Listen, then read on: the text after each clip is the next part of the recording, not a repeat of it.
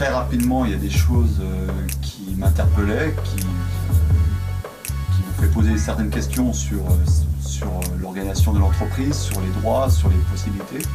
Dans l'entreprise, j'ai constaté qu'il y avait un certain nombre de droits, un certain nombre de conditions de travail qui n'étaient pas optimales pour pouvoir s'épanouir et travailler librement et tranquillement dans son entreprise. Et donc naturellement, en faisant justement ce travail de questionnement autour de moi et savoir si d'autres personnes partageaient mon point de vue, donc on s'est aperçu qu'on était un certain nombre de salariés qui avaient le souhait de s'engager dans le syndicalisme et d'apporter quelque chose à l'entreprise, quelque chose pour les salariés. L'idée de créer une section a fleuri assez rapidement. Et ce qui est drôle, c'est qu'il y a des personnes qui sont aujourd'hui dans l'équipe que je ne connaissais pas à l'époque, qui faisaient le même souhait. Et on s'est naturellement rapprochés ensemble. Et en quelques mois, on a pris contact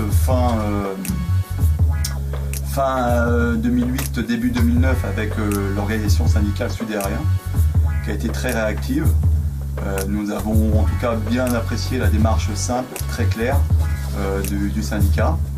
Et donc c'est comme ça qu'en 2009, la section Sud-Aérien s'est créée. Elle s'est créée autour de 4-5 personnes, donc Frédéric Carrard, Loïc Jumet, Mohamed Souir, Ursula Saramonde, Lionel Guetto et Mouloud Boussabois.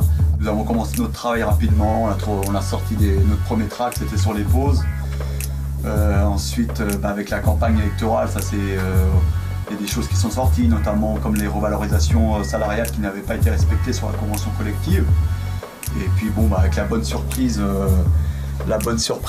des élections auxquelles nous avons fait un bon score pour une première participation, 15,83%. Ce qui nous a donné confiance et puis cette motivation que nous n'avons jamais perdue au cours de ces 3 dernières années et que nous souhaitons renforcer et donc renouveler lors de cette prochaine mandature.